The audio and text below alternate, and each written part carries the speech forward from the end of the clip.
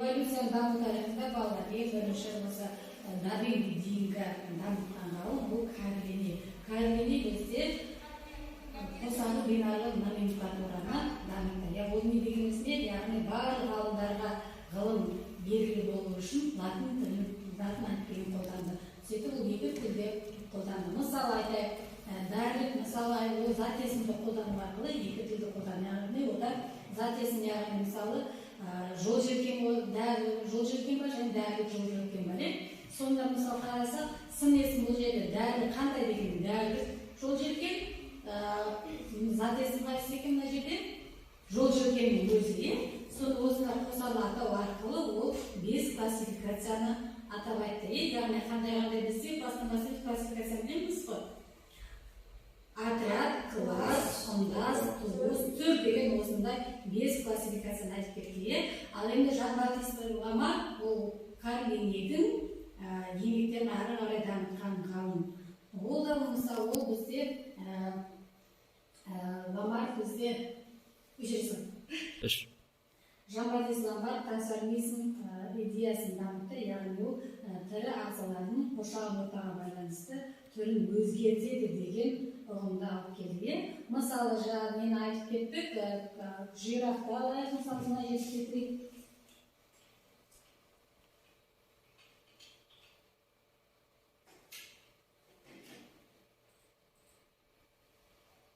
Мына жирафқа қарасақ, балалар бұл эволюция бұрынғы кезде жирафтар тамыржылық сияқты болған еді.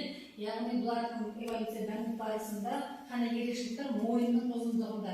Яғни олар Ламарктың ілімі бойынша ол жоғарыда ағаш, биіктегі ағаштардың жапырағын жеу барысында оның мойны бірте эволюцияның даму тарихы барысында оның мойны ұзады дейді.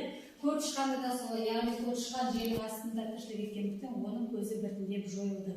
Кесірткелерде бұрынғы кезде қанатты кесірткелер болған, оларда жерде, яғни құрлықта тіршілік етуіне байланысты қанаттары біртіндеп жойылып, аяққа айналған болатын. Енді бұдан түйетін нәрсеміз Чарльз Дарвин бұл екі кісінің ілімі егер Жан-Батист Ламарк Чарльз Дарвинге дейін ол түр өзгереді деді. Бірақ ол түр өзгереді дегенмен тұқым қуалаушылықтың болатын геннің сақталатынын анықтай алмады. Осыны ол зерттеп жетілдіре алмады. Яғни осыдан Ламарктен кейінгі эволюция үлкен үлес алып келген ол Чарльз Дарвин бізде. Чарльз Дарвин бұл тұқым қуалаушылық, тіршілік үшін күрес деген және геннің сақталатынын анықтаған ең алғашқы ғалым. Эволюция үлкен өзгеріс алып келген ғалым Чарльз Дарвин болатын. Яғни бүгінгі тақырыпқа байланысты сіздерге бір тапсырма берейін.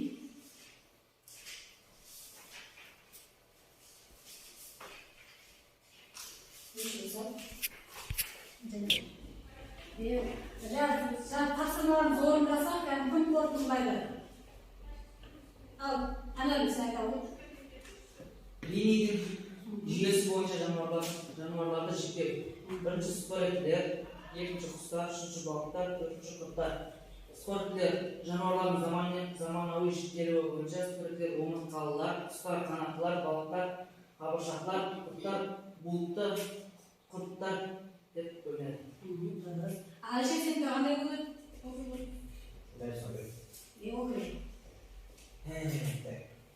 Линейдің жүйесі бойынша жануарлардың жіктелуі. Спореттілер, құстар, балықтар, құрттар. Жануарлардың заманауи жіктелуі. Омыртқалылар, қанаттылар, қабыршақтылар, бұлтты, құрттар. Сабағымыз бүгінгі түсінікті болды ғой, яғни бүгінгі эволюцияның даму тарихы. Яғни бүгінгі сабақ бойынша біз бір-бірімізді басқарма қатысатын бір-біріміз бағалайық. Нұрланды, Гүлжан сен бағалады. Нұрланды қандай? Жақсы деген баға береді екен, жарайсың. Аңсар, сен Гүлжанға қандай баға бересің? Өте жақсы деген, жарайсың. Ануарбек, сен Аңсарға қандай баға бересің? Басқармақпен жақсы деген. Ал Әлшер сен қандай баға бересің Ануарбекке бүгінгі тапсырма бойынша? Өте жақсы деген. Ал Нұрлан сен қандай баға бересің? Әлшерге жақсы деген. Яғни осы бір-бірімізді жақсы бағалады. Енді сабағымызды қорытындылай келе рефлексия бойынша мен сіздерге қазір мына шарды беремін. шарда бір-бірлерін берген уақытта, музыка тоқтаған уақытта бір-бірлерін беріп отырасыңдар. Кімге шарт қалады, сол музыканы тоқтатып қалам, сол кезде сұрақ қоямын, жарай ма? Бір-бірлерін шарды тезіп бере алмасып отырыңдар. Иә, бір-бірлерін бере бермей музыка қосамын қазір. Сұрақ қойсын. Иә, мен сұрақ қоямын.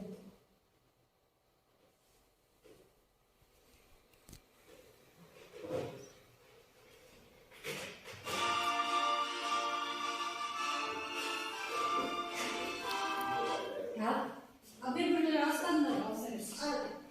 Алыстандыр, музыка қойып. Kan alışverişlerinde doktor bir-birlerine sizce bir-birlerine dostlarının bir-birlerine bir-birlerine.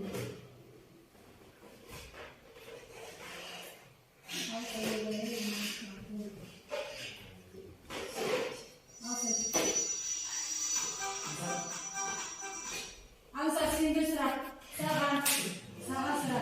Çayızlar benim kanda yengeyi var, bakalım. Kanda resposta verir sana. Çaresiz тіршілік үшін күрес және тұқым қуалау заңнан шыққан. Жарайсың, дұрыс иә балалар, жарайсың. Ал доктор кезек-кезек айналдыра беріңдер. Берегер адамға қарайсың, уақыттырып жүр. Ал Анарбек, қосарлы номенклатура дегенімізде Бинаура дейміз, қосарлы не қашын? заттардың жануарлардың өсімдіктің санатауы. Дұрыс иә балалар, әрі қарай жалғастырамыз. Қайшыр, бұлдай саған кәлеметін қандай, ламаттың қандай еметтері бар? Мама красиво. Орнына